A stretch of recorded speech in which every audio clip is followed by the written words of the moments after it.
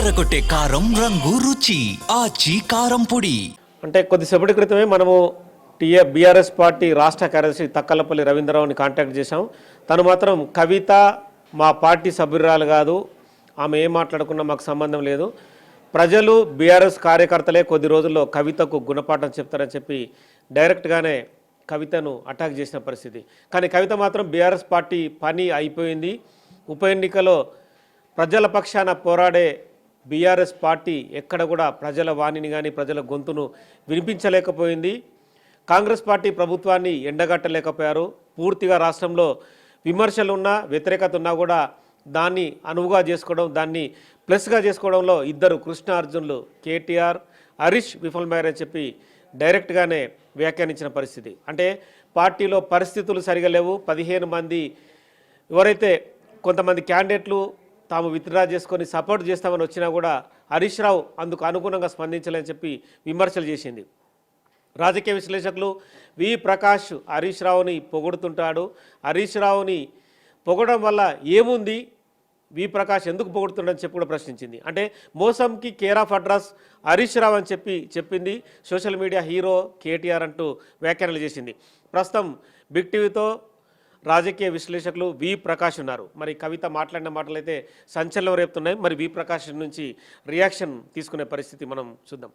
ఏం చెప్తారండి? గత కొద్ది రోజులుగా కవితకు మీకు వార్ నడుస్తున్నట్టు కనిపిస్తుంది. ఎందుకంటే టీవీ డిబేట్ స్టూడియోలో కానీ మిగతా అంశాల్లో కూడా కవితని డైరెక్ట్గానే అటాక్ చేశారు. మీరు బీఆర్ఎస్ పార్టీలో ఈరోజు కాదు, మీ ప్రస్థానం ఎప్పటి నుంచో టీఆర్ఎస్ బీఆర్ఎస్ నుంచి ఎదుగుదలలో మీరు ముఖ్య పాత్ర కూడా. వాస్తవంగా నేను పార్టీలో లేను.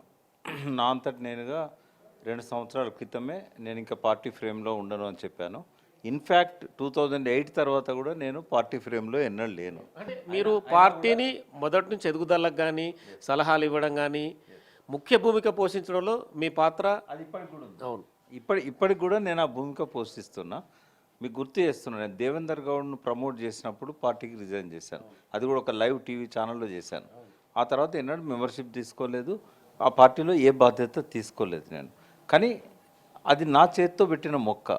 జయశంకర్ గారు నేను కలిసి కేసీఆర్ గారిని మోటివేట్ చేసి 9 నెలలు కష్టపడి ఇన్నయ్య గారు ఇంకా కొంతమంది ఉన్నారు మాతో మేధావులతో కలిసి పెట్టింది. అది తెలంగాణకు ఒక రిప్రజెంటేటివ్ రోల్ ఆ పార్టీ ప్లే చేయాలనేది. ఎందుకంటే కేసీఆర్ గారికి ఉన్న కన్సర్న్ ఇంకొకరి లోపల నాకు కనబడలేదు. అంత స్టడీ కానీ అంత కన్సర్న్ కానీ, ఎవరైనా మంచి చేస్తారు, కొంత వాళ్ళు చేసే దానిలో లోపాలు ఉంటాయి.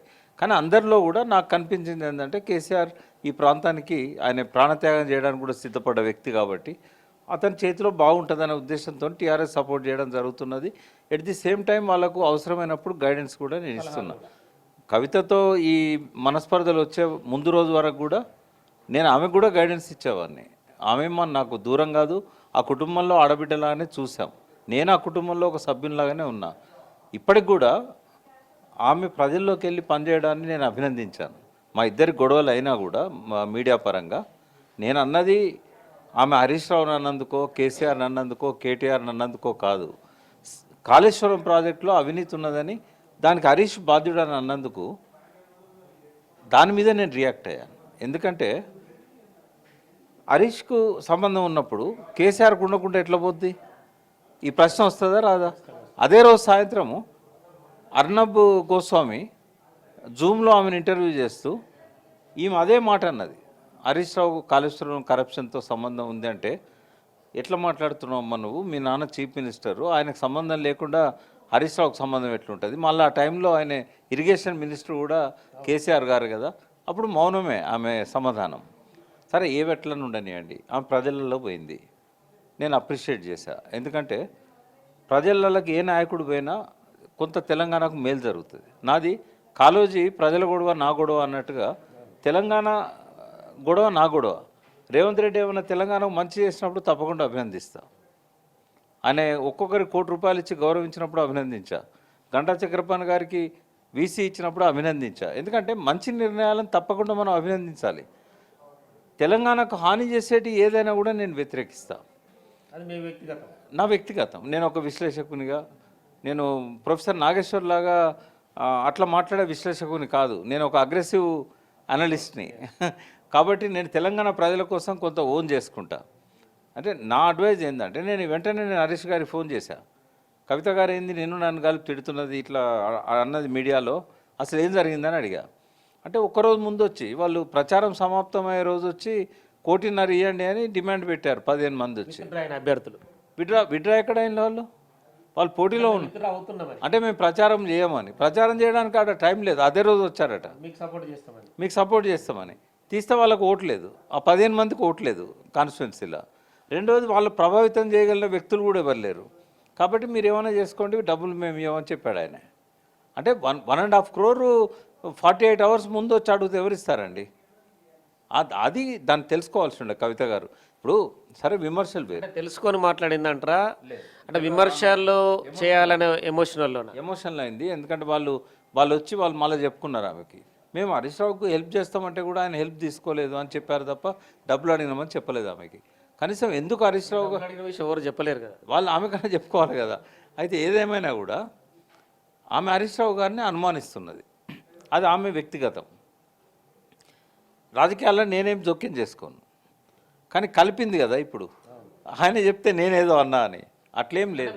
మీరు ప్రతిసారి కూడా హరీష్ రావుని హీరోగా భావిస్తున్నారు, హీరోగానే మీరు మోటివేట్ చేస్తున్నారని నా ఉద్దేశం.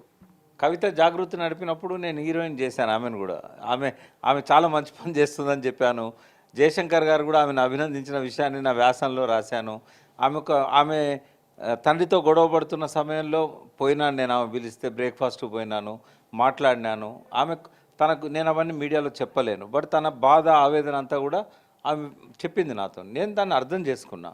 కొంత నిజమే ఉండొచ్చు ఆమె చెప్పిన దానిలో, కానీ ఏది ఏమైనా కూడా ఇంటర్నల్ విషయాలు. మొన్న ఇదంతా జరిగినాక కూడా తండ్రి చనిపోయినప్పుడు పోయి పరామర్శించింది కదా. మానవ సంబంధాలు వేరుగా ఉండాలి. విషయాన్ని కూడా ప్రస్తావించింది ఆమె. హరీష్ రావు తండ్రి చనిపోయారు, కానీ ఆ విషయాన్ని ప్రస్తావించుకుంటూ హరీష్ రావు ఇంట్లో ఉండి యాక్షన్ చేస్తున్నాడు అనేది ఆమె ఆరోపణ. అంటే మీన్స్ ఏంటంటే ఆ ఎలక్షన్లలో వీడియో కాన్ఫరెన్స్ నిర్వహిస్తున్నట్టు, టెలికాన్ఫరెన్స్ నిర్వహిస్తున్నట్టు షో చేశాడు. మోసానికి care of address Harish Rao అనేది ఆమె ఆరోపణ కాదు. వాస్తవంగా ఏంటంటే నేను కూడా ఆ టైంలో 3-4 సార్లు పోయినాను. ఆ రోజు చనిపోయిన రోజు వాస్తవంగా ఆ రోజు పొద్దున నన్ను బ్రేక్ఫాస్ట్ పిలిచాడు ఆయన. తీరా నేను పొద్దున రెడీ అవుతూ మెసేజ్ చూసేసరికి ఫాదర్ ఎక్స్పైర్డ్ అని పెట్టాడు. సో పోయినాను, ఆ రోజు కూడా ఉన్నాను. కేసీఆర్ గారు వచ్చే టైంకు నేను ఏదో ఛానల్లో పోవాల్సి వచ్చింది. బట్ నేనేమంటున్నా అంటే మానవ సంబంధాలు వేరు, రాజకీయాలు వేరు. రాజకీయాలల్లో విమర్శలు ఎట్లుండాలంటే ముఖం చూసుకోకుండా ఉండకూడదు, సున్నితంగా ఉండాలి. మళ్ళీ కలిస్తే ముఖం చూడడానికి ఇబ్బంది పడే విధంగా ఉండకూడదు. కానీ ఆ పరిధి దాటినట్టు కనిపిస్తుంది. అందరు దాటుతున్నారు. నేను అనేది ఎవరికి కూడా ఆ ఓపిక లేదు. ఇప్పుడు రేవంత్ రెడ్డి కలిస్తే నేను హాయిగా ఆలింగనం చేసుకోగలుగుతా. విమర్శలే. పరిచయం అనేది పరిచయం ఉంటుంది కదా. మా పార్టీలో పనిచేశాడు కదా. నేను ఆ పార్టీకి జనరల్ సెక్రటరీ ఉన్నప్పుడు ఆయన అక్కడ జెడ్పీటీసీ టికెట్ కోసం ప్రయత్నం చేసి రాకపోతే రిజైన్ చేసి వెళ్ళిపోయాడు, ఇండిపెండెంట్గా గెలిచాడు. అంటే దేని దానికే ఉండాలి. ఇప్పుడు మా అమ్మాయి పెళ్లి చేసినప్పుడు చంద్రబాబు నాయుడు రాజశేఖర్ దగ్గర నుంచి అందరూ వాళ్ళు కొంతమంది అభినందనలు పంపిళ్ళు, కొంతమంది పర్సనల్గా వచ్చిళ్ళు. ఎందుకు ఉండాలి మనకు? వ్యక్తిగతం అనేది ఎప్పుడు కూడా ఆ హద్దులు అనేటివి ఉండాలి మనకు. సరే, కవిత గారికి కూడా నా విజ్ఞప్తి ఏంటంటే మీరు ప్రజల్లో పోయారు, మంచి పని చేస్తున్నారు. రేపు ప్రజాదరణ ఉందనుకుంటే మీరు పార్టీ పెట్టుకోవచ్చు. పార్టీ తరఫున మీరు ఒక విమర్శలు చేయొచ్చు. కన్స్ట్రక్టివ్ క్రిటిసిజం అనేది ఎవరి దగ్గర నుంచైనా ఎక్స్పెక్ట్ చేయొచ్చు. ఇప్పుడు పార్టీలోంచి బయటికి పోయిన తర్వాత ఈ పార్టీ బాగోగుల గురించి మీరు ఎందుకు సలహాలు ఇవ్వాలి? ఆ పార్టీ ఏదో మీకు సంబంధం లేదు ఇప్పుడు ఆ పార్టీతో. ఆ పార్టీ ఏమైతే మీకెందుకు? పార్టీని నాశనం చేస్తున్నారనేది ఆరోపణ. వాళ్ళు ఉన్నప్పుడు చెప్తే అది బాగుంది. ఆమె రాసిన లెటరు, ఆ లెటర్లో లేవనెత్తిన అంశాలు అవన్నీ వాస్తవాలు. అవి నేను సపోర్ట్ చేస్తా. కవిత గారు ప్రజల్లో పోవడానికి సపోర్ట్ చేస్తా. ప్రజలల్లో డీప్గా ఉన్న ఇష్యూస్ను కూడా ఆమె లేవనెత్తుతున్నారు, వాటిని కూడా నేను సపోర్ట్ చేస్తా. కానీ ఒక పార్టీ పెడదామని ఒక నిర్ణయానికి వచ్చిన తర్వాత ఇంకో పార్టీని ఖతం చేద్దామనే దుర్బుద్ధి ఉండకూడదు. ఆమె వింటదా వినదా నాకు సంబంధం లేదు, చెప్పడం నా ధర్మం. ఒకవేళ కనుక అట్లా ఆమె ఇదే విమర్శలు కంటిన్యూ చేస్తే ఒక మేజర్ సెక్షన్ దూరం అవుతుంది ఆమెకి. అంటే నా ఆవేదన అంటుంది ఆమె, ఒక పార్టీ మా సారు స్థాపించిన పార్టీని మీరు నాశనం చేస్తున్నారు అనేది నా ఆవేదన అంటుంది ఆమె. దానికి ఏదో మోటు సామెత ఉన్నది, నేను దాన్ని ఇప్పుడు అది లేడీ కాబట్టి ఆమె తీర్మానం మల్లన్న కదా, సందర్భం లేకుండా అంటే వివాదాస్పదమైనట్టు అవుతుంది. నేనేమంటున్నా అంటే ఎట్లాగా ఆమె వదిలిపెట్టిపోయింది కదా, ఇక పార్టీ ఏదైనా వాళ్ళు చూసుకుంటారు. దానిలో మళ్ళీ మీరు ఎందుకు జోక్యం చేసుకొని ఆవేదన ఉంటే మీడియాలో చెప్పొద్దు. ఇప్పుడు ఆవేదనను మీరు తెలంగాణ ప్రజలకు సంబంధించిన ఆవేదన మీడియాలో చెప్పండి. ఆ పార్టీకి ఏమైనా సూచనలు ఇవ్వదలుచుకున్నా, సలహాలు ఇవ్వదలుచుకున్నా, అసంతృప్తిని మీరు చెప్పాలనుకున్నా మీ మదర్తో చెప్పండి. డైరెక్ట్గా కేసీఆర్ గారికి కమ్యూనికేట్ అవుతుంది. అందరు చుట్టాలే కదా. కేసీఆర్ హరీష్ రావు దూరం కాదు కదా, మేనత్త కొడుకు కదా హరీష్ రావు. చెప్పుకోవచ్చు కదా, పర్సనల్గా అడగవచ్చు కదా కారణం ఏంది అని. విమర్శలు వేరు, మీరు విమర్శ చేయండి, దాన్ని వాళ్ళు సమాధానం చెప్తారు. బట్ ఈ రకమైన పద్ధతిలో ఇక్కడ జూబ్లీస్ ఎన్నిక జరుగుతున్నప్పుడు ఫీల్డ్ మీద ఇక్కడ లేకపోయినా గ్రామాలలో తిరుగుతూ ఈ పార్టీకి వ్యతిరేకంగా విమర్శలు చేస్తూ ఉంది.